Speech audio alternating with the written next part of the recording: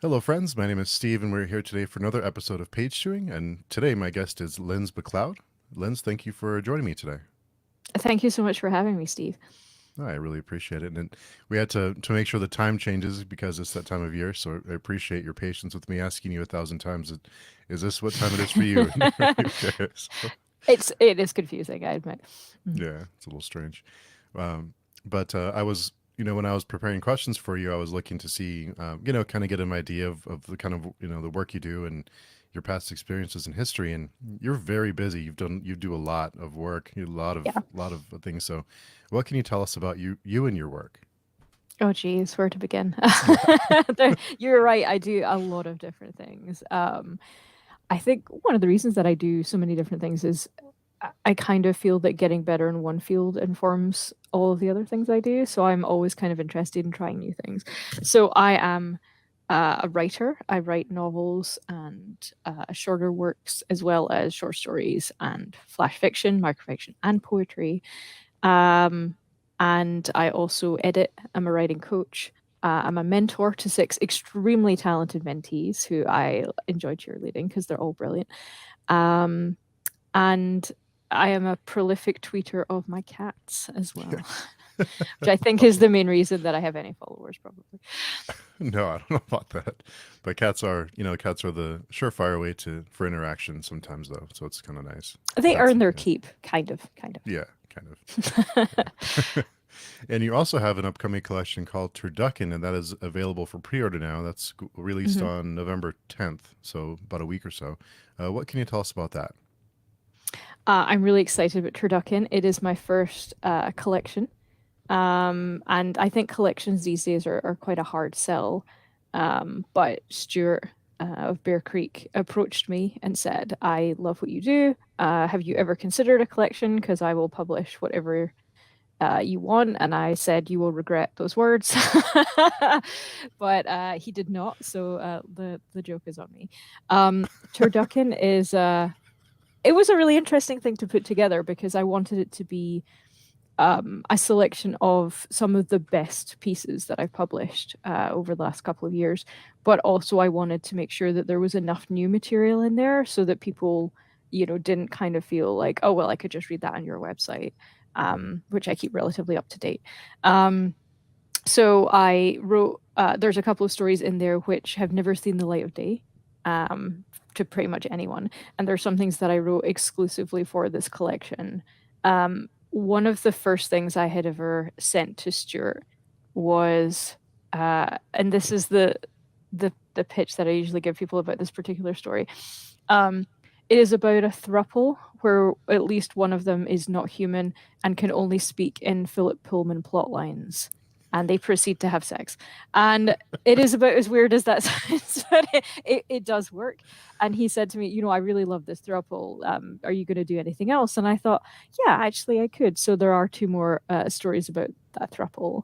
And I got to be as weird as I like and do lots of odd little things. So for me, turducken, given that it is like a chicken inside a duck inside a turkey, it is the matryoshka of bird roasts.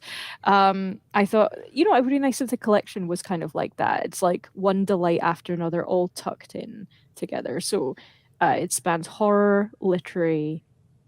There is some fantasy in there as well. And there's definitely comedy. Some of it is very dark comedy, and some of it is a bit less so. Some of it is just straight comedy. Some of it's like, wow, okay. But I had a lot of fun putting it together, and I'm really proud of it. And he did an amazing cover as well. I'm Mhm. in love with the cover. Just this Yeah, cosmic bird. Yeah. yeah. Let me pull that up really quickly here. And I was wondering too about when you have a collection like this that it's lots of different types of stories. Hmm. How do you decide the order that the stories are in the Oh, book? that took a while. That actually took longer than writing anything for it did because I was being really obsessive because um, I didn't want to just front load with one thing or the other. And there's Yeah, the as, cover. as you Yeah. can see, yeah, the turducken. I love the fact that it also has two different feet. There's something just really cute about it. Um, so I've tried to make sure that because it's quite a short collection, and a lot of my work that's included it is flash or shorter work. There's only a couple of longer pieces in there, and so I've tried to space those out, and have, like, a flash or a micro, and then a longer story, and then a flash. Kind of just so that the reader never feels like, oh, I've just finished one kind of 4,000 word story. Oh no, here's another one, and I haven't really finished like absorbing the first one. I wanted it to be like a banquet where you're having little tasting dishes, and then you're eating like a full meal, and then you're tasting something else just to cleanse your palate. Um, and also because of the content of several of them. And this Scottish sun has chosen this moment to Oh, just blast right into my eyes. It's been raining for like a week, so thank you very much for that. yeah. But yeah, because of the content, I wanted to make sure that there were some serious pieces as well, and I didn't want you to kind of finish a very, very serious piece and then be immediately launched into something that was super funny. So I've also tried to keep the tone. It is probably still a roller coaster, but it is a more consistent roller coaster. There are probably no tracks missing. It took me a really long time to go back and forward and kind of. And again, because I mentioned the thruple stories as well. There's three of them, and I wanted to space those out Hmm. as well, so that you were kind of coming upon them unexpectedly as you were reading the other things. Yeah. I always get fascinated by that. It's kind of like when you're listening to an album. For those of us who remember albums, Mm. the kind of like the order that the tracks are in an album, and it kind of reminds me of the kind of the same thing with a collection like this. Is how do you to kind of make it consistent? Yeah, and I remember albums also, and Yeah. I think there's a. I also really liked albums which kind of felt like they were all one song. Yeah. So I'm thinking like Mew did a great album called The Glass-Handed Kites, and then the Mars Volta tend to do stuff like that as well. And I kind of like the way that that works. So there's definitely elements in these stories that hopefully feel like a kind of solid through line, even though they are really quite different stories from one to the next. Mhm. Yeah, it's really fascinating. And I did read that you read a lot of surrealism, and I was wondering how would you describe surrealism? Because it seems like everyone has a different definition of, or kind of what they consider to be surrealism. Hmm. I think that's a hard question. Yeah. And yeah, maybe it is more personal. Um, So for me, I think the title story, Turduken, which is the first one in the collection, is probably like my best example of that, apart from the thruple that I mentioned as well. Because Turduken is about someone who has uh, engineered a living turducken. So the chicken and the duck and the turkey are all alive inside each other, and thinking. It's a horrible kind of Franken chicken, and to me, this was this was really surreal because it was the idea that this thing that you normally see only when it's dead and done, uh, is actually alive, and how not just the turkey is alive and it has things stuffed inside it, but also the things that are stuffed inside it are alive as well. And they're thinking and they're trying to influence the turkey, who has overall control of the body, to do different things. Um, and there's something, I think, really funny and really horrible, but also really poignant about it. And I think maybe those are the things that I will look for in surrealism that I personally enjoy and that I write, is that it has different elements of like horror and comedy and pathos all at once. Hmm. Um, and I like finding the unexpected in the expected. So I do a lot of like courses and writing workshops and events and stuff as well. And one of the ones I did recently was based around the music of Queen, Oh. because not only did they have some bangers, but they really knew how to write a story. They could pull you in from just two lyrics, like the first two Hmm. sentences. You would know like who the character was, where they were, what they were doing, what their motive was. It was just really good. But one of the prompts I was getting the participants to do in that workshop was think of a really ordinary character and then have them hold something really extraordinary, or vice versa. Um, so it was, for example, it was like 45-year-old Karen, who works in HR admin, is standing in the middle aisle of Lidl holding a lit stick of TNT. Um, if that's the first line of your story, I'm gonna want to read on. I was like, Hmm. okay, I know this character. This is a familiar kind of person. Oh, all right, they're holding something I did not expect. Sharp turn. And again, that's kind of into surrealism as well. So I like the unexpected. But I think it has to be borne out with, you can't just kind of put surrealism in for the sake of it. Or you can, I guess. You can do whatever you want. It's a free world. Oh, But wow. it's nice when it has a purpose or a point, I think, as well. No, that's an interesting. I never thought of Queen as storytellers before until you Mhm. mentioned, but you're They right. are fantastic. I actually did an ABBA one right after as well. And ABBA also did some good stuff, but um, Queen really knew how to provide setup and character in a way that I can now tell who has come to that workshop, because when I have them coming on my other courses, their first lines are really tight. And I'm like, did you come to my? And they're like, yeah, yeah. I'm like, okay, I know because your first line is impeccable and you drew me in. And like, I know that I'm in your head now saying, remember, another one bites the dust. That's what you need to remember.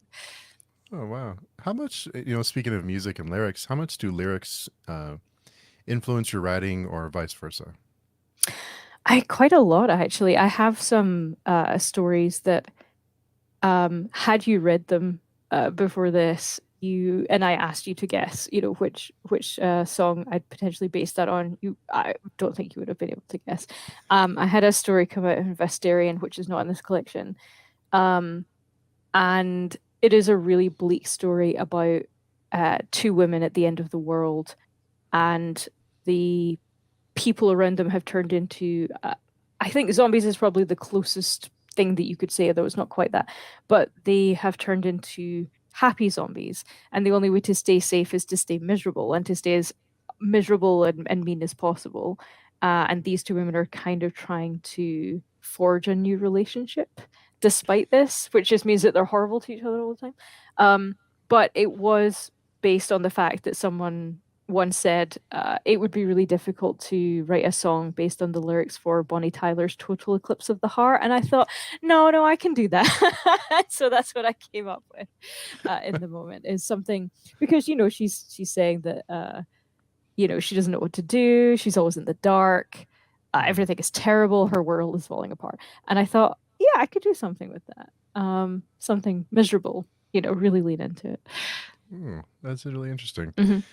And so, speaking of zombies, and another one of my favorite questions is about horror, and Hmm. it always surprises me uh, why horror appeals to people, because it's a genre that's it's made to make you uncomfortable, to scare you. Hmm. What about horror appeals to you? So I'm a bit of a crybaby about jump scares. I don't like them. But I am an absolute sucker for psychological horror. Anything that gets under your skin and really burrows down is even better by me. Like I crave it. I just don't like being like kind of spooked. Um, but there's so much to horror, and I think when I had talked to my agent like post pandemic, and we were talking about which book I kind of wanted to write next, she said, it's interesting to see how the landscape of publishing and what editors are asking for has kind of changed, because some people came out of the pandemic saying, I've had a really hard couple of years, and all I want is to read something cozy and familiar that isn't stressing me and that it feels nice. And I just don't want to be not challenged, but I don't want to be stressed while I'm reading, because life is already so stressful and I've been through so much. And on the other hand, a lot of people were coming out and going, well, that was really terrible, and I want to feel alive again, so please can I read the worst possible thing you can come up with. So there were two very kind of different sets of things coming out of that.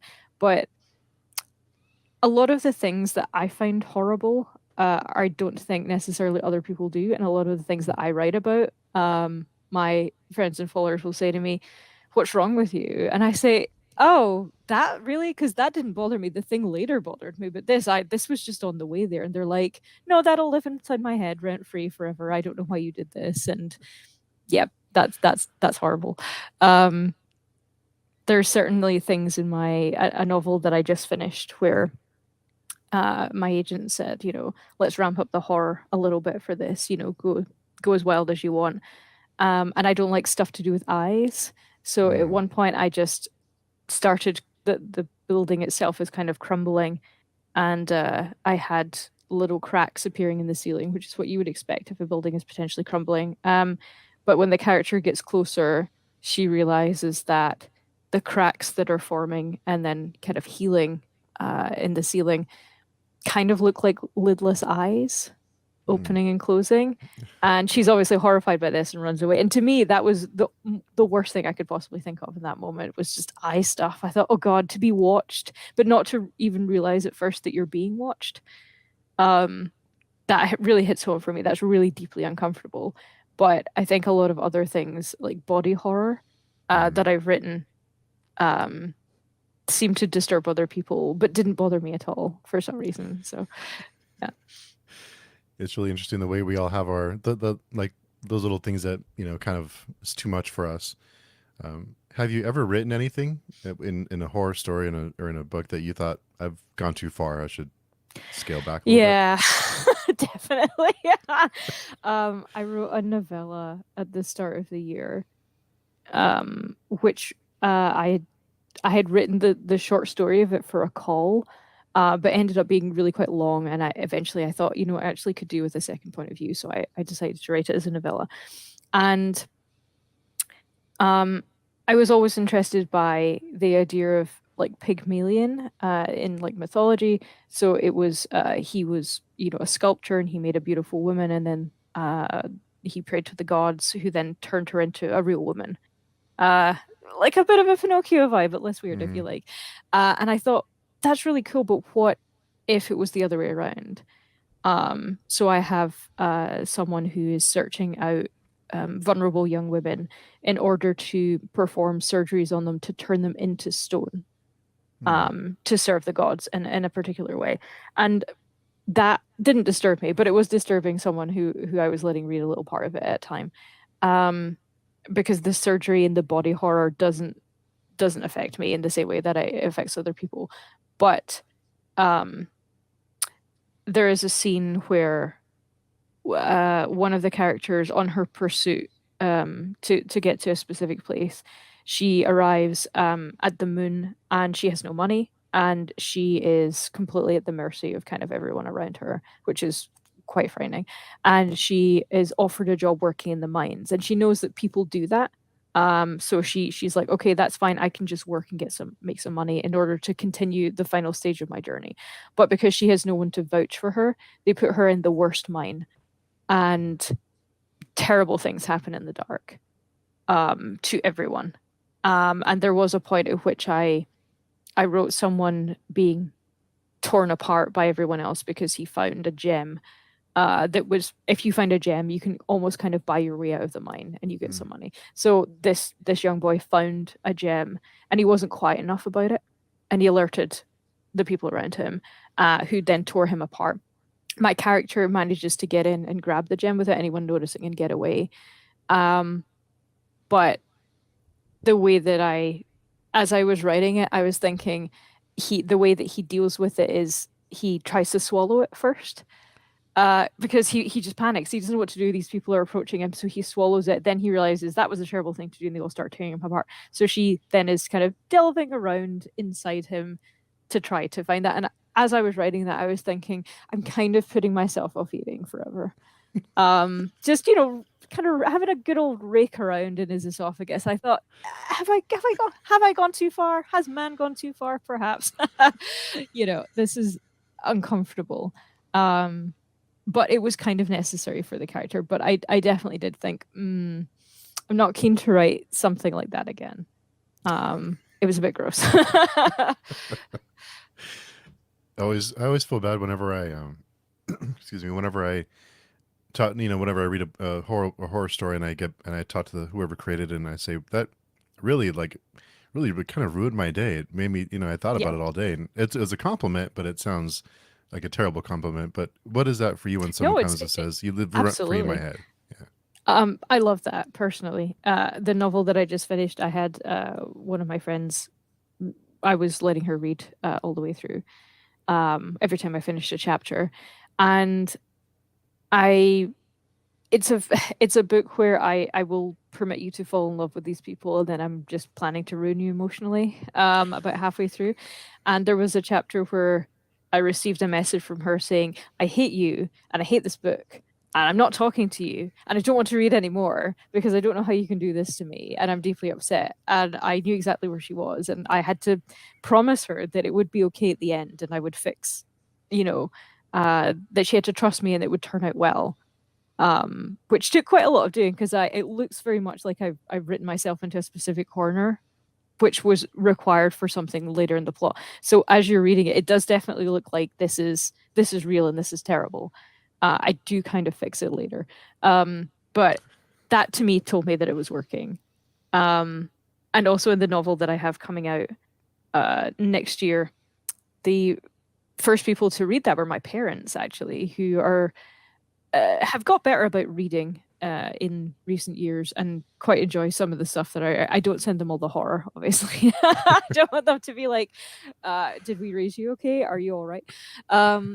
But the novel that's coming out next year, there is a particular chapter in that where my mother called me one night and she said, "Oh, I've read your recent chapter," and I said, "Okay, did you like it?" And she said, "Uh-huh." And I thought, what's coming here? And she was like, "Yeah, I mean, it kind of." So I was lying awake last night thinking about it. It made me feel really upset, like about this specific thing. Like, can you change it? And I said, "Oh no, that means it's working." And I kept it in. But she was like, "I feel really upset about this character. Please, can you make it better for them?" And I said, "No, I can't. I'm sorry. It has to. It's working. It has to stay that way because if I don't make you hate me a little bit, I don't think I'm doing my job right."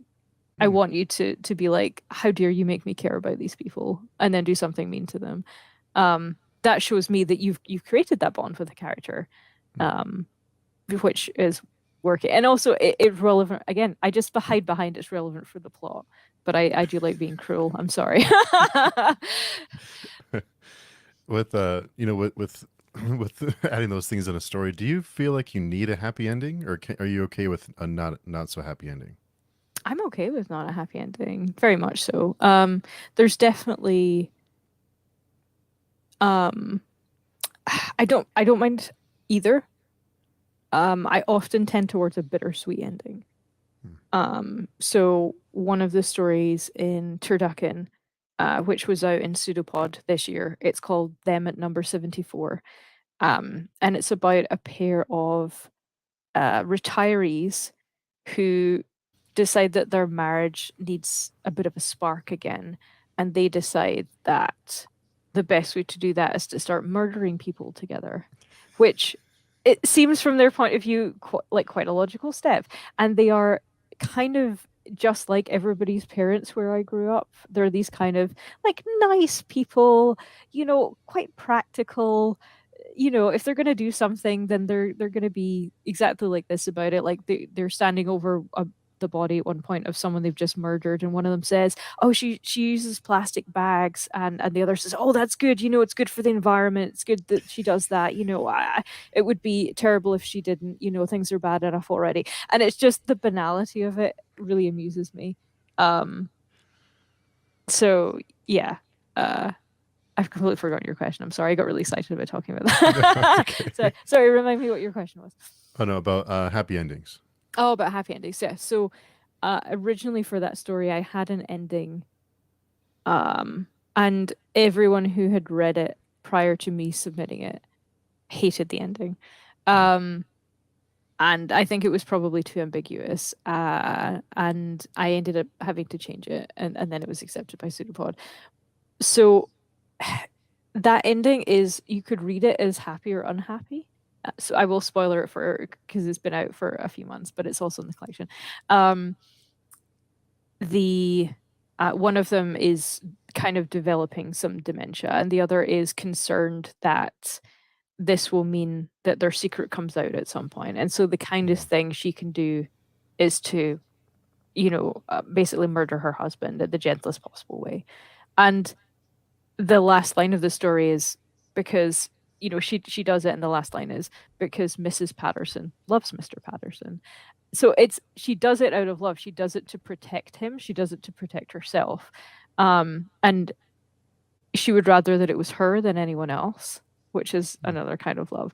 And to me, that was it's a really bittersweet ending. It's obviously not happy because one of them is still murdering the other. You know, it's hard to kind of argue that it is happy, but there is a certain amount of closure in it that Hmm. I think is bittersweet. Of course, some of them are happy endings. I have written happy endings, but um, I think because people know me as well, like the ending of the Turducken story, um, I had a completely different idea by what I meant by the ending, although I left it a little vague, but I knew what I thought. And everyone kept saying to me, why are they going to commit suicide? And I was like, what? Is that the reading you're getting from this? Like, I suppose you could. I did leave it a little vague, but to me, that I actually had a more optimistic take on the very end of that story.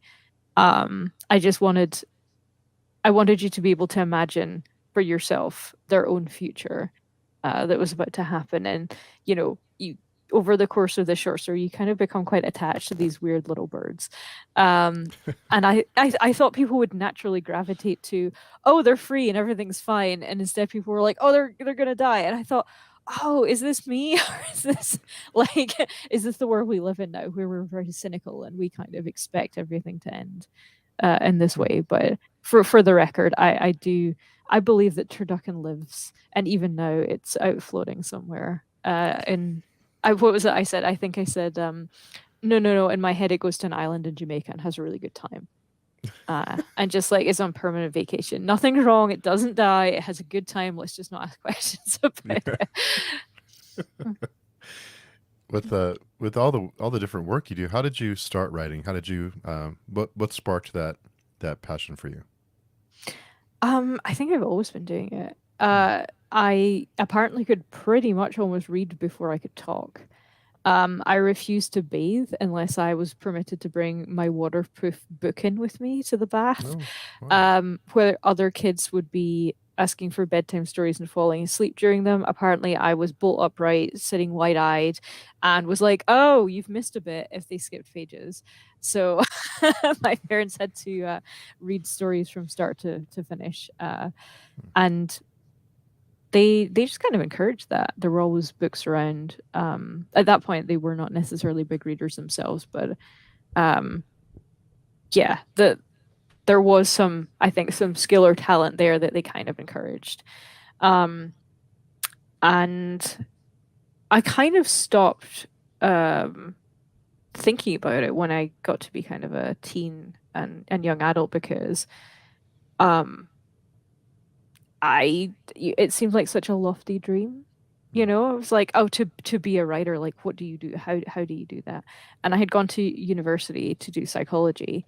I realized after a year of it, I didn't want to do that. It didn't seem like it was for me, and I dropped out. And I kind of just worked for a few years. Then I decided to go back to university.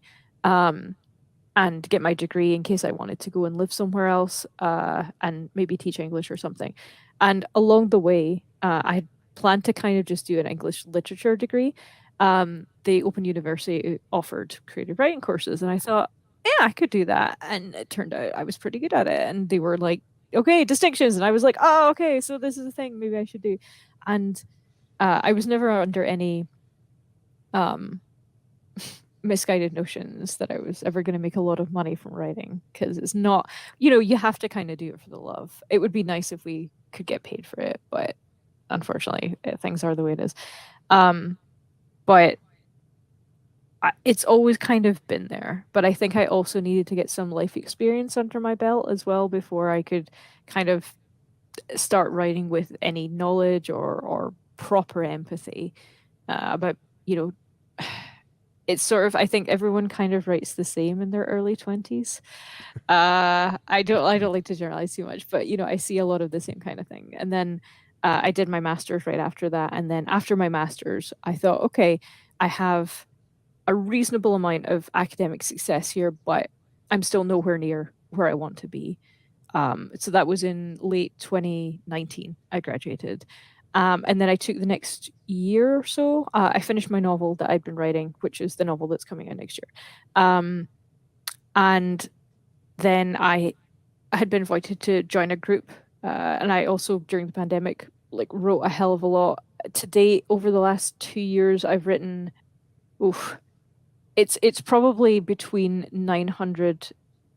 900,000 and a million words over the last 2 years. Wow. It's been a lot. So I'm happy to say I've improved because if I hadn't after that, I'd be kind of worried. But um, I just knew that I was good, but I wasn't where I wanted to be. I knew I could be better. So there were different things I did.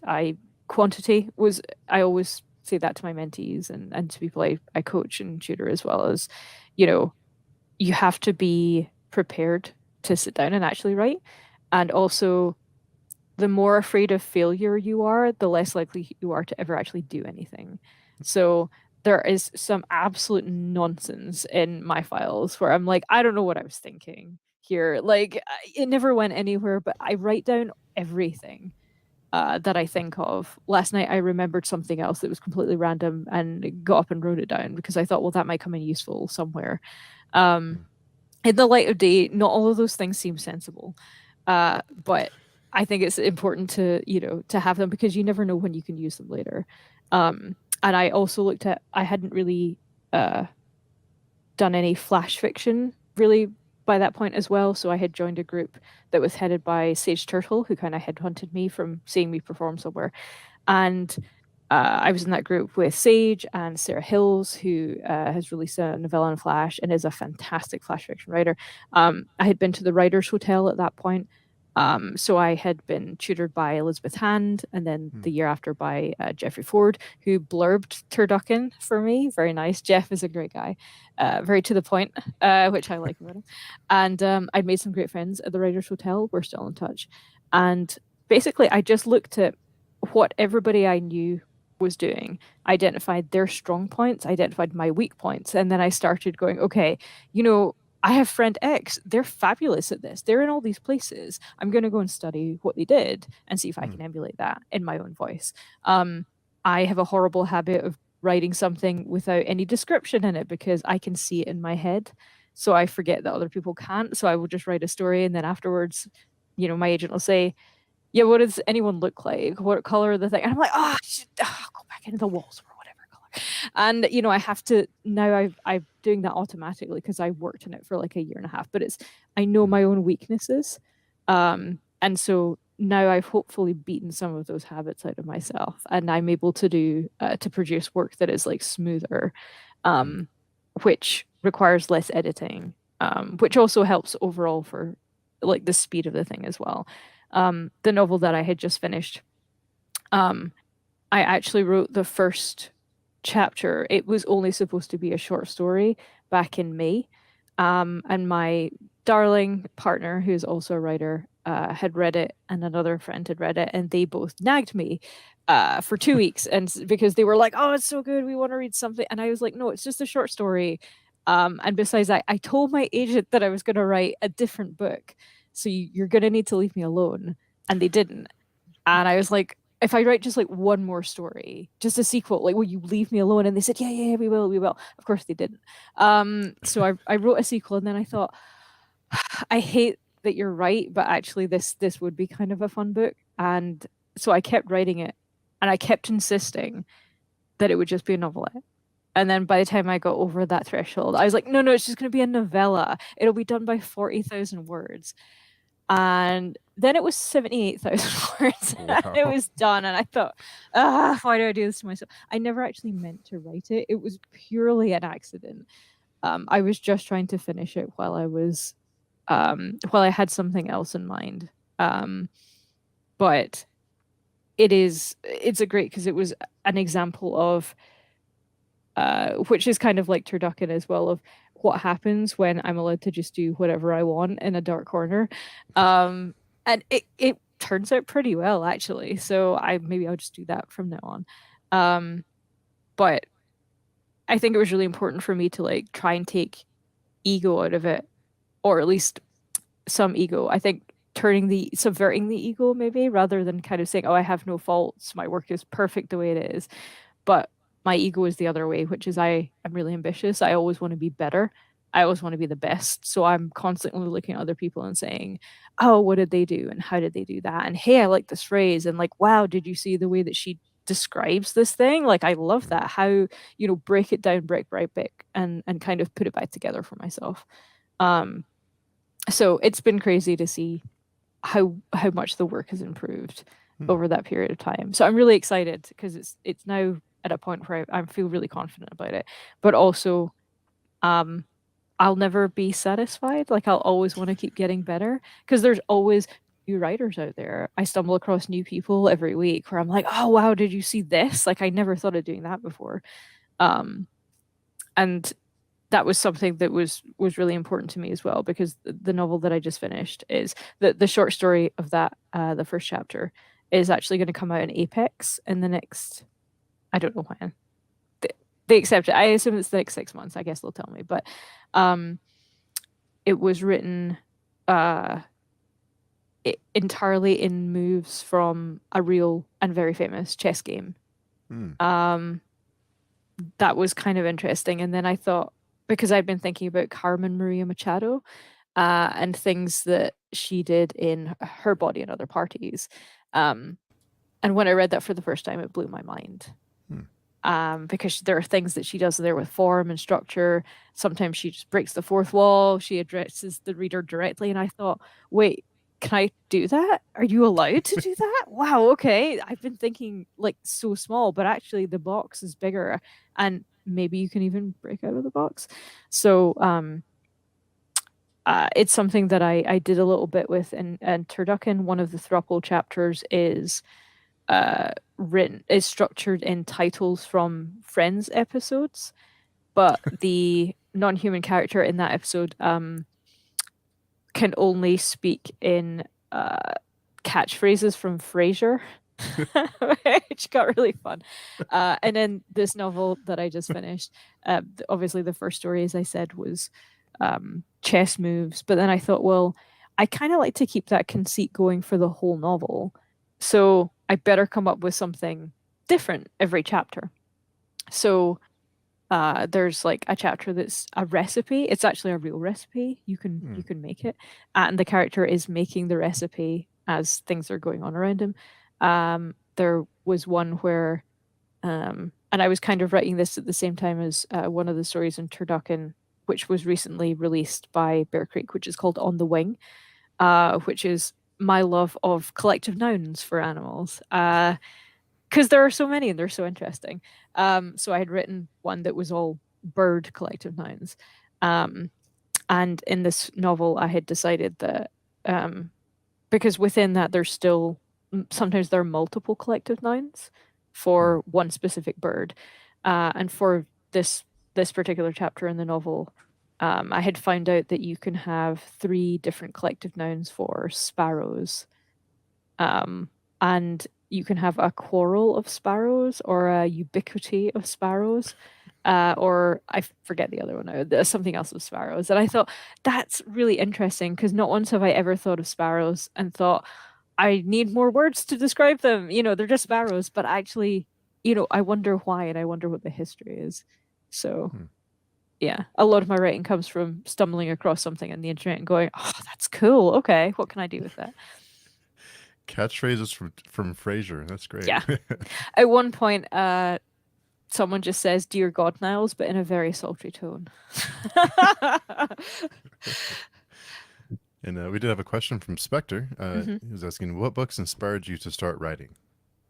Ooh, I mean, to start writing, geez, I mean that would be going way back to my childhood. But recently, I can tell you that, as I said, Her Body and Other Parties. I recently read "Leave the World Behind" by Rumen Alam at the start of this year. In chapter, I think, three of that book, he lists everything that this person is buying for their family who are on vacation. That is everything that's in that chapter. It is just, she bought this, she bought that. But I have never been so gripped by a grocery list. And I thought, you magician, you sorcerer, I don't know how you're doing this, but it's incredible the way you describe the food, the way you describe the produce, the reasons that you give for her buying this thing. It is magical. Hmm. Um, as you can see, I'm in my library right now, so I'm gonna look around and think. I was always a fan of like Harlan Ellison as well. Again, I like surrealist kind of sci-fi. Angela Carter for like fairy tales and body horror. Um, I'm actually a huge fan of Jodie Taylor. Hmm. I'm a massive Jodie Taylor stan. I don't actually know anyone who else is, which makes me very sad because Jodie Taylor's amazing. She has a series called The Chronicles of St. Mary's, Hmm. which are about uh, historians going back in time to document contemporary events and frequently messing it up and getting caught up in things that they shouldn't be. And it's very funny, very entertaining. Hmm. But also, I love time travel done well. Yeah. That's something that it's rarely done well, but it's something that I really like. Um, as you can see, there's definitely a lot of things behind me. There's also, I mean, I like The Witcher as well. Like I remember reading the collection before it was cool years and Yeah. years ago. And again, I like some horror as well. And although I would read anything, like I recently read Night Bitch and Milkman. Night Bitch by Rachel Yoder and Milkman by Anna Burns. And I really like the fact that um they both deal with completely different things, but none of their characters have like proper names. It's like the mother, the milkman, the son, the husband, the brother-in-law. Um, but you still know who everyone is and you still can get emotionally attached to them. Hmm. And I'm starting a PhD in January, and one of the things that I want to focus on in my thesis is Jose Saramago's blindness, because again, that's something that he does, and I do my own writing as well. I frequently take away names and just have like titles or some kind of ascribed title to someone. And in blindness, again, it's like the thief, the doctor's wife, um, and to me, that's really interesting because I'm always wondering like how much can you strip back from prose and still have it be interesting? How much can you take away um, and still let your reader connect with what Hmm. you're saying? Because blindness goes really pretty far. Like he doesn't even have dialogue tags. It's just right in there and mixed in the prose, Hmm. which is sometimes you have to get into it a little bit. Um, but Saramago was a genius. So Hmm. Let's check that out. Our friend Emma's Book Nook is here. Hey, Emily. Hope you're doing good today. And you mentioned comedy too. How difficult is it to write comedy? Because I think comedy is a lot about timing yeah, when in live action. So how do you get that timing with when you write? How does that work? I think I like amusing myself. So there's definitely some things that I find really funny. I have quite a dark sense of humor. Um, but a pithy one-liner could always work. I'm not really a fan of like snark. People will often be like, "Oh, these characters are so snarky," and I just think, "Oh no, like that. I don't want to read that. That's not really my thing." Um, Wittiness is different, I think. Mhm. So I read Bunny by Mona Wad, which is about a young woman in an MFA program. If you've ever been in an MFA program, it's very accurate. And she finds herself on the outside of a clique. Um, and she feels very much an outsider. And they at some point they sort of try to bring her in, but even as they do so, they are incredibly condescending and terrible. And the whole thing is just very funny. Um, so for me, I'm always looking for those moments that would crack me up. Hmm. Um, so for example, in the novel that's coming out next year, Beast, which is about um, it was my attempt to fix what I saw as the problems inherent in Disney's Beauty and the Beast, which was why is everyone in this village French and like, but you're not in France. Like, I don't understand what you're doing here. So I thought, well, what if it was in France, and what if you're going to put it in France? Why isn't it at the time of the French Revolution, and how would that influence the effects of the rebellion on the castle and the inhabitants?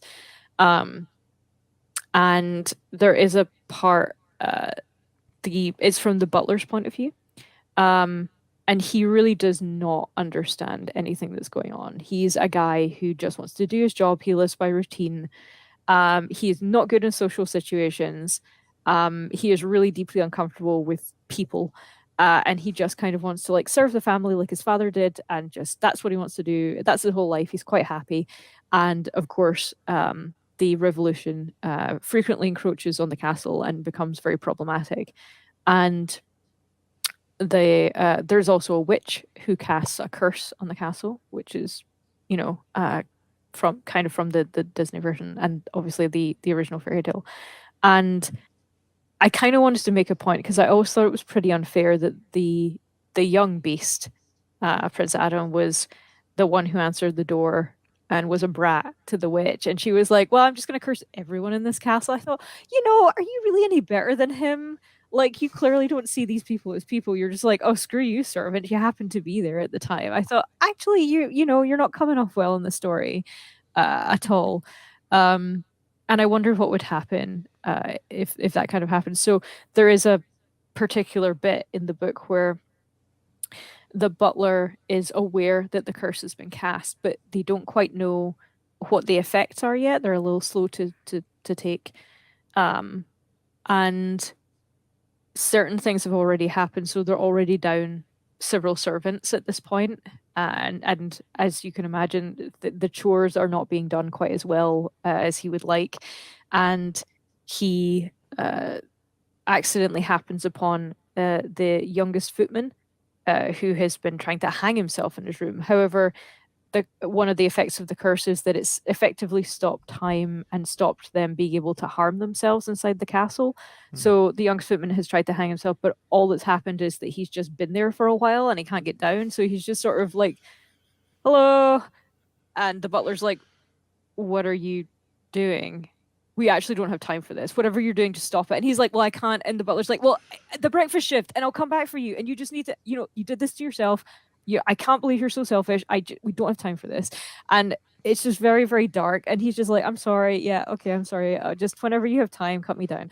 And it's just very, very dark back and forth. And he spends the whole breakfast shift just being really mad that he's like, "I can't believe you would choose this moment. Like, it's very inconvenient for me. I feel personally affronted that you did this." And for me, like this inability to see uh like a situation as a whole and to have quite a tunnel vision, that's something that I like to rely on quite a lot for comedic value. Um and uh I also kind of like, misdirection or people like not being quite who they should be as well. I have a story that I have not finished, but I'd really like to one day, which is a scientist who would like to assemble an excellent crack team of female assassins. So she has resurrected Medusa, Charlotte Corday, who was the murderer of Jean Paul Marat in the French Revolution, and Judith, as in Judith and Holofernes from the Bible. Only the intern has mixed something up, and she gets Judith, Charlotte Corday, and Judith from HR. And she's like, "Oh, this is not the crack team that I wanted, but like, how bad can it be?" And actually, Judith from HR is just a complete liability, and not good at anything, and keeps trying to protect the company. And to me, this is really funny because I worked in a corporate environment for almost 15 years. So to me, I'm like, "Oh, this rings so true." Where she's like, "Well, actually, I'm here to protect the company, not you. I'm sorry." And she's just like, "Can you just pay attention to your assassin mission, please?" Um, the fact that you're giggling tells me that it is Yeah, working. I should definitely go back to that story. yeah, Yeah. that's great. That's Mhm. great. Mhm. And yeah,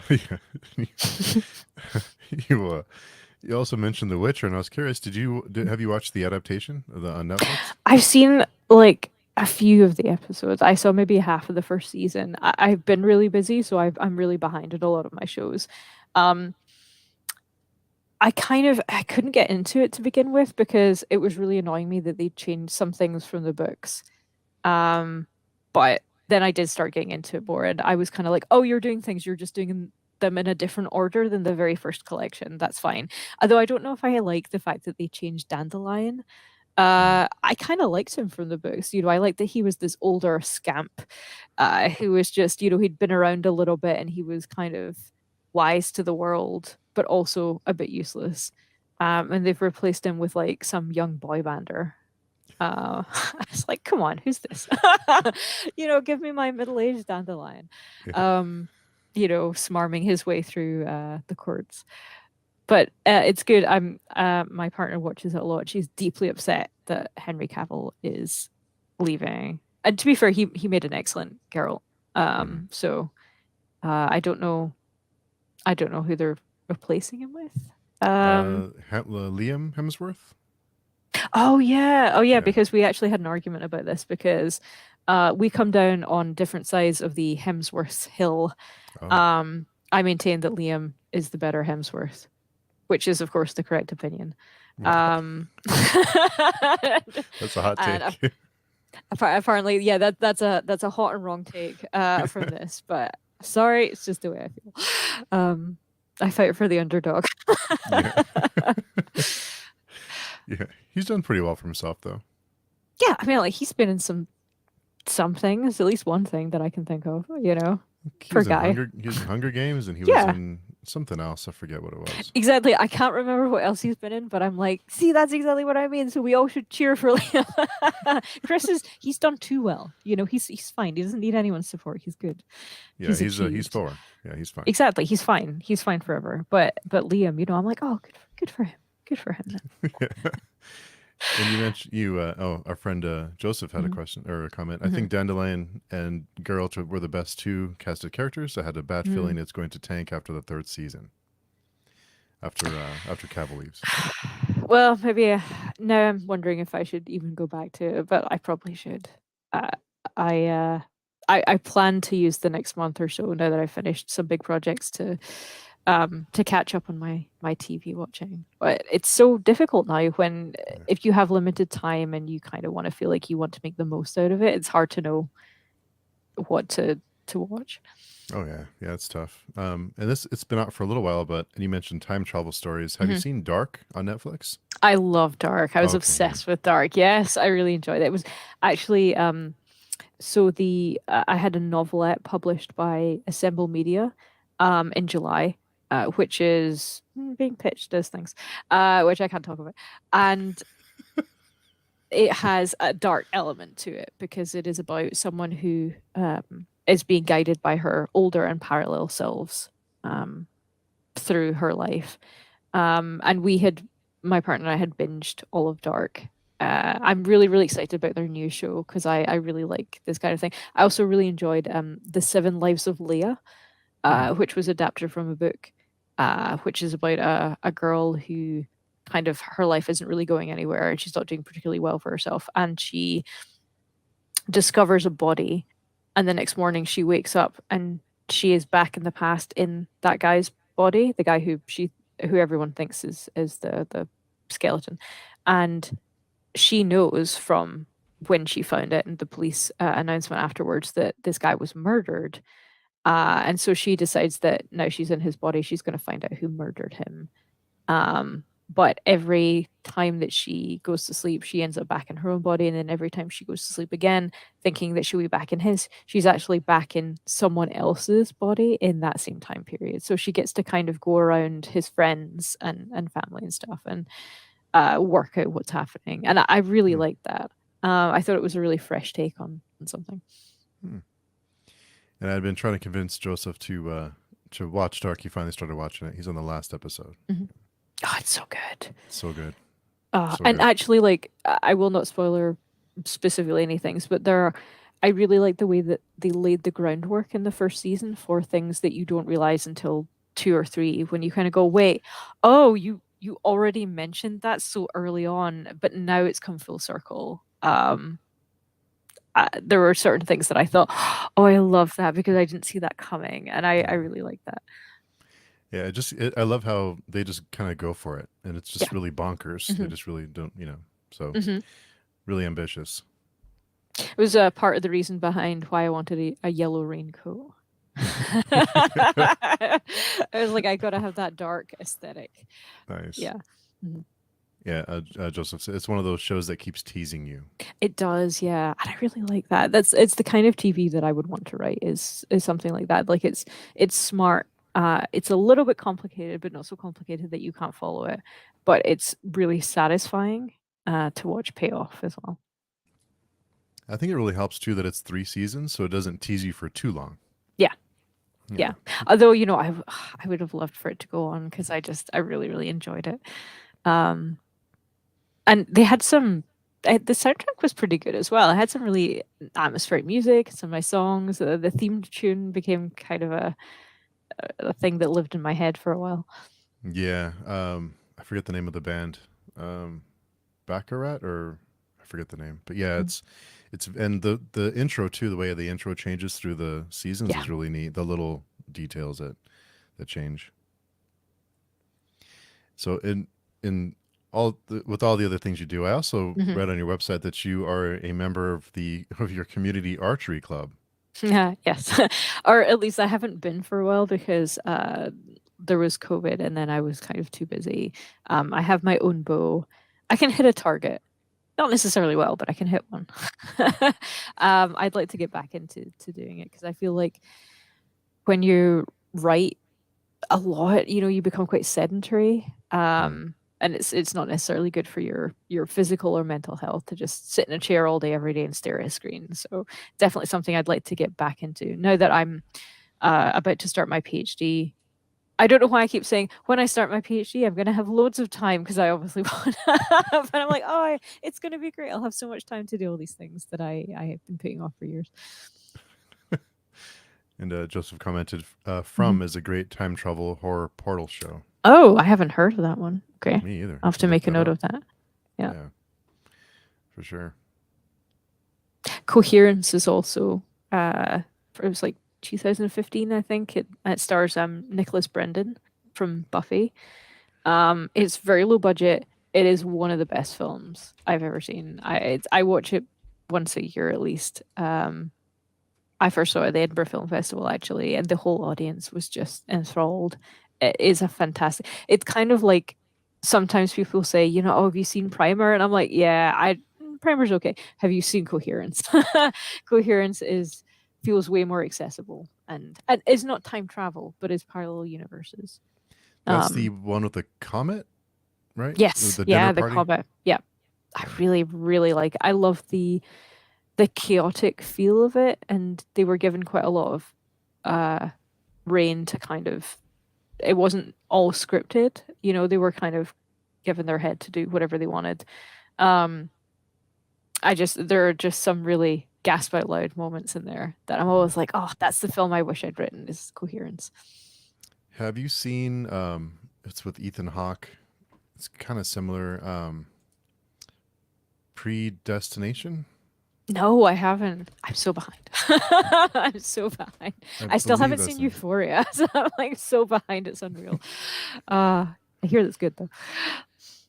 Yeah, Predestination is one of those kind of off the wall movies. It's been around for a little bit, so but yeah, it's one of those that Mhm. if you get a chance to check it out. Yeah, that sounds good. Again, I'll have so much time next year, just so much. Yeah. In between my thesis and the book that I'm writing for my PhD, I'll have loads of time. It'll be fine. Let me just get rid of this random spam comments really quick. Sorry. And with horror writers especially, I'm always curious if any real life experiences, like any creepy experiences, have influenced your stories. Mm, I don't think so. Um, no, I don't think anything particularly creepy has happened to me. Hmm. Although I do have a creepy Christmas story, um, that I keep wanting to write, but then I keep putting myself off because it's actually quite scary. I've created something that I think is too scary to write, maybe. Oh, Um, wow. yeah, it's just decorations in a yard that keep moving. Um, they're supposed to look like little children, like peeking over a fence, and actually they decrease in number um, every time you kind of look at them. And every time I Hmm. think about it, I think, oh no, I can't remember. I've actually come up with something. Maybe I should just give it to someone else to write because I'm like, no, that's actually, oh, that's too scary for me. But no, not a lot of creepy things happen. If when things go crash in the night here, I just think, oh, it's the cat breaking something else. If I was robbed, I wouldn't even realize. I just assume it was my very muscular cat breaking something new. Yeah, we have dogs, and whenever something kind of there's a noise with it, that's just the dogs. It's fine. Yeah. Yeah, an easy Mm. way to kind of brush it off. Yep. With all the things you do, how do you balance your time between editing and writing? And how do you have a certain schedule that you keep? No, it's completely chaotic. I mean, I had a day job and will up until the start of December that I've been there for a really long time. And basically, it's just get up in the morning, do the job. If I have breaks, work, and then when my day job finishes, I was just continuing to work. Um, I was usually pulling like since about March, I was pulling consistently like 12 to 15-hour days over like 6 months and including the weekends. It was getting pretty bad because I just had so many things that I wanted to do this year, and it was the only way of fitting them all in. Um, and I also have a tendency to just want to say yes to something new and exciting as well. If I think this will be good for my career, or, I'm also pretty good at writing quickly and to deadlines. So there was definitely a lot of plate juggling and balancing at some points to try and get everything done. But also occasionally there would be some submission deadline that would crop up, and I think, I really don't have time. Well, what's another hour? Like I might as well. I don't plan on doing that because it's not sustainable. But I I really just work like a lot, and I'm really lucky in that we don't have children yet, and our cats are, apart from the crashing, relatively easy to care for. And my partner is also a writer, and so she Mm. understands, um, the pressures of wanting to do this because often, especially at like this kind of point in your career, when if you don't have like a traditional book deal or anything yet, the only person who is really maintaining your schedule is you. Um, so if you're not going to do it, or if you're going to do it a little slower, that's fine. Like it's on your schedule, but that might not always be the case. So I think most people would probably take that as an excuse to just go a little easier, but because there's nobody telling me to stop, I just go harder all the time. It's a really bad habit, but it has worked out pretty well for me because I now have a nicely bulging CV and various things to my name. But yeah, I've definitely kind of come to the conclusion that it's not a sustainable thing, and occasionally I will take the weekend off now and not write at all and go do something. Um, Other than I will just complain about the fact that I haven't written anything in like a week. Um, but I think I expect quite a lot from myself, and not in a terrible way. Like I'm not gonna sit around and cry if I don't do it, but I know what I'm capable of, so I Mm. push myself because, well, why wouldn't I? It's nice to have.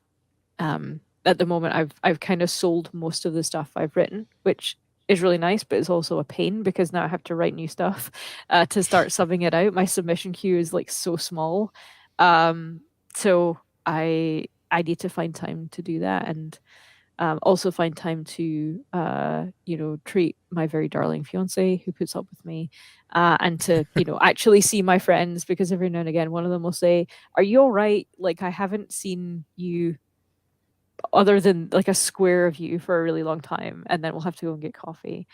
But it is important to balance like mental health, and also I like to read, as you can see as well. So I got to make time for that as well.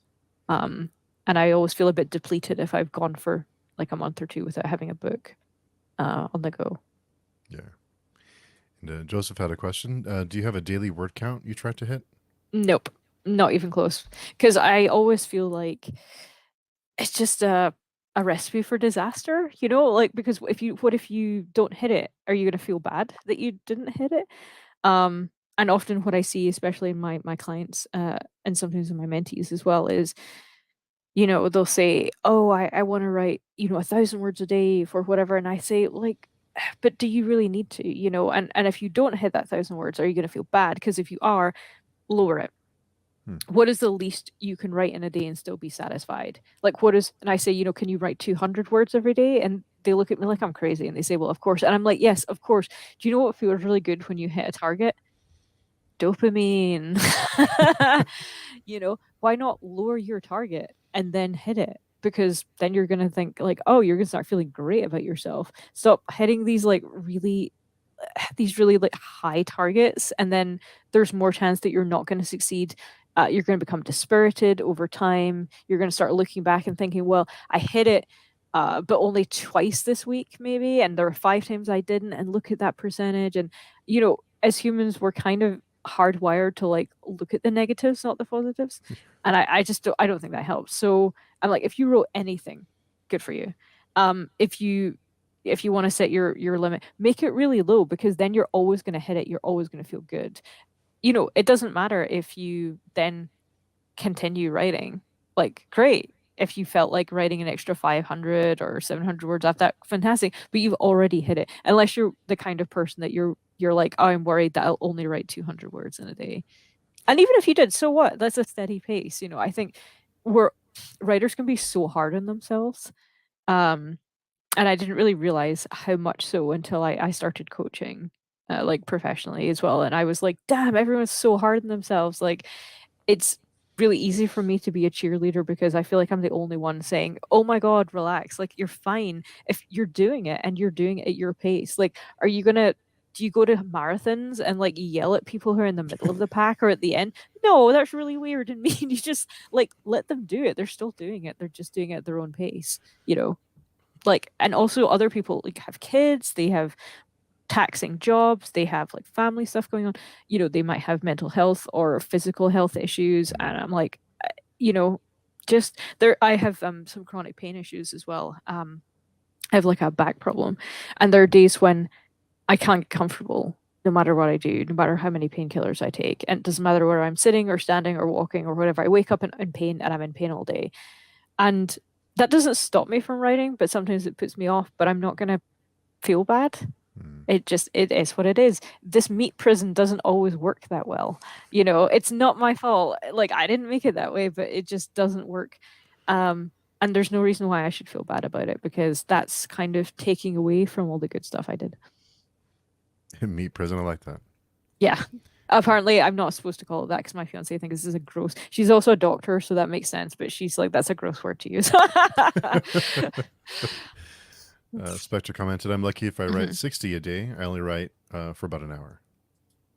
Okay, but like, look at the way you phrase that. You're lucky if you only write that. Like, well, why not say like, yeah, I write at least 60 words every day. Like, that's awesome. You're awesome. You're still writing. You're writing more than people who didn't write anything.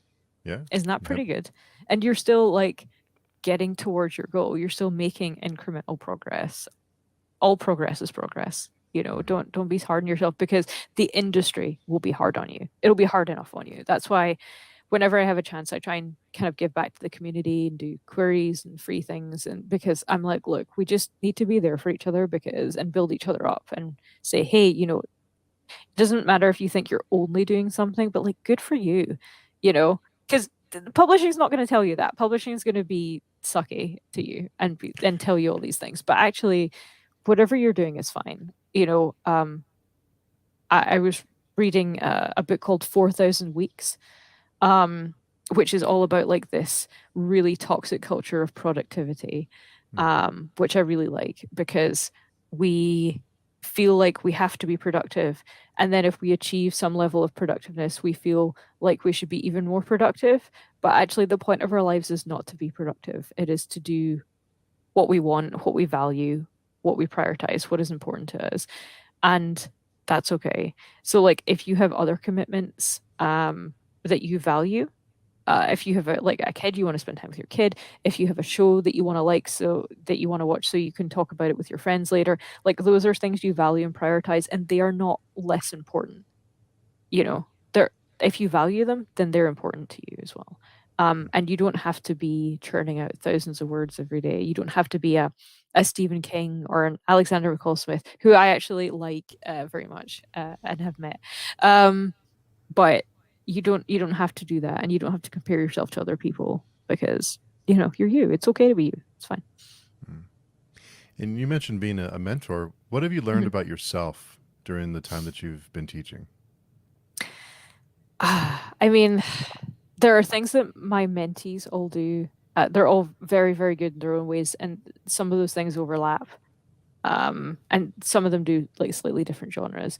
Um, it's been interesting because they all need maybe a different thing. Some people want more cheerleading, some people don't need as much cheerleading, but they need more structure. Some need deadlines, some get really antsy about deadlines. So it's kind of like finding out what each individual needs and then saying, like, okay, part of it is the small picture right now. What are you doing right now? How can I help? And part of it is the big picture. Do you know where you want to go in your career in like a year, 2 years, 5 years? Where do you want to be? What do you want to have achieved? What can I do to help you with that? So for example, one of my mentees, um, before this year, she had only written novels and she hadn't written any short fiction. She was actually convinced that she could write short fiction. And I was like, this is nonsense because you're a very good writer. You absolutely can. And I badgered her into it a little bit. Um, and then so in January, she started writing and now she has like 5 acceptances of short stories, and people are commenting on her stuff saying like, "Oh, this is really good." And she's like, "Yeah, I didn't know I could do it." I'm like, "Of course you could do it. You could do it all along." But like, I don't know why you never tried this. Don't be afraid to try something new. Like, yeah, you can. So I also have kind of just very gently nagged them about things as well that I see that they're good at, but they don't necessarily see it or quite believe. Um, and hopefully that I can be helpful in that way as well. And also because I am a bit further on in my career, I can say, well, when I was here, like this is what I did, and this is, how I identified things I wanted to work on. These are like, the courses that I would look at, or like different workshops, and figure out like, do you find it hard to come up with ideas? Go to a prompt workshop. Do you find it hard to finish things? Go to a workshop that's like that. Um, so yeah, that's been really interesting, and just just overall general cheerleading and kind of writer advice as well of like, here's how you query, here's how you write a good query letter, here's things to watch out for in agents and agencies that you might not know. And also, if you get an agent, it is not all sunshine and rainbow and puppies, even though you may love them and they may love you, but the landscape of publishing has changed. Mm. And you may go on submission to editors multiple times before you sell a book in the traditional way. Editors are ghosting agents now, Ooh. which is pretty crappy for them. But it's not something that I knew before, and it's not Mm. something that anybody had told me. It would have been helpful to know that, to know like, okay, well, I need to be prepared for potentially more rejections Mm. after this hurdle as well. But that doesn't mean that it's any reflection on your work. It just is what it is. Yeah. How much, or what are some big changes that the industry has gone through since you've been involved in it? What are some of the things you've noticed the most, the big changes? I mean, that's probably one of them for sure. Is that not hearing back from editors is definitely, I'm hearing that from everywhere. The Also the landscape of querying. When I was querying in like May 2020, um, my agent asked for my full really really quickly, and then read it, and I'd signed with her in 3 months. So mine was really really fast. And I had some interest from other people, but I really liked Laura, and I still very much like Laura. She's a wonderful person and a top-notch agent. And it felt, difficult because you're querying and you will get rejections and you will have to deal with that. But at the time, it felt okay. It wasn't terrible. It was like, oh, okay, well, this is just, it's the same as submitting to literary magazines, sometimes rejections, sometimes acceptances. It felt pretty normal. Now it is like a wasteland. It is really like gone downhill because quite a lot of agents left the business during the pandemic. Mm. they no longer wanted to do it, or they were too snowed under, or they just, for whatever reason, they just kind of left. Um, there are new agents as well, but there are also new agents who are more junior. They don't have the same experience or the same connections, um, and they may be building their lists, but like with kind of less experience. Hmm. So um, the advice that I would have given right after I signed with Laura is advice that is feels really outdated now. Hmm. Um, so before it was like, oh, query in small batches of 5 to 10 agents. And once you get to like between 50 and 100, and if you haven't had anybody, I mean, you should be getting full requests and stuff like from your query, or your query is probably not very good. But if you get to like 50 or 100, maybe just shelve the book, try it with something else. Now it's like, oh, you should expect that because Wow. it's just chaos. And all of my mentees are crazy talented, and at least four of them have got books that they've been querying. And I know my clients have, and in different genres. I know that my fiance has as well.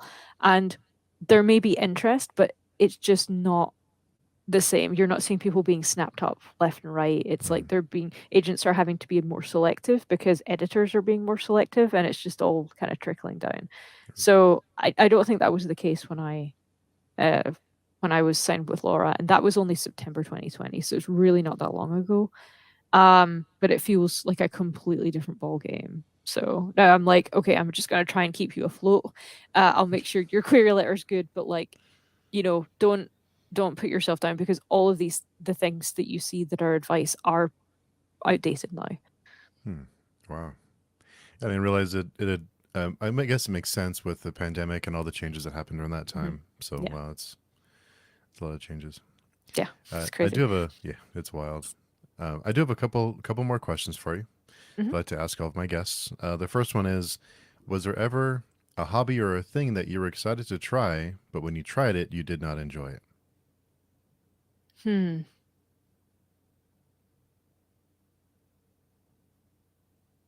I can't knit. I don't have the patience for it. And I think I've tried to learn a couple of times, and I've just been like, I don't know if I understand this. My hands and my brain are only linked when there's a keyboard in front of me, and I think the rest of the time it's just like, d- I don't know what's happening here. Um, I bake. I'm a pretty decent baker, but I have not really made successful biscuits. I am just a cake girl. That's it.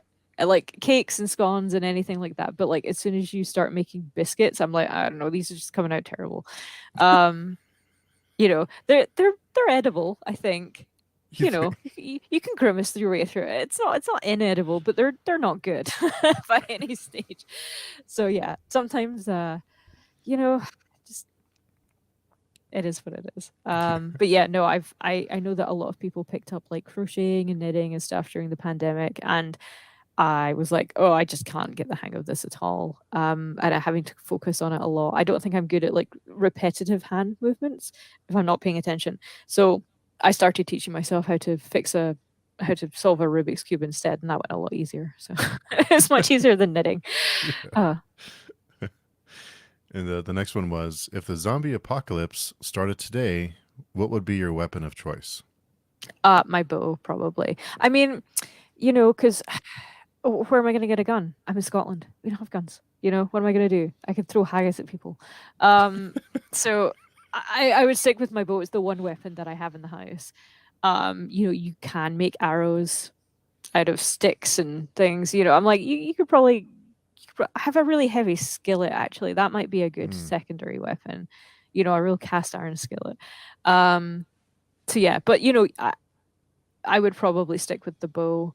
Um, I'm reasonably strong, but I have the lungs of a toddler, so I'm not running anywhere. So I'm probably best placed like high up, picking people off one by one. I am not a melee fighter. Like I'm gonna go down if that's the case in seconds. So I'm definitely like a distance person. Yeah, where it's safe. And Spectre Mhm. commented, "Cake is the best thing ever." So. It is. It's much better than biscuits, and it's not because I can't make them, or maybe it is.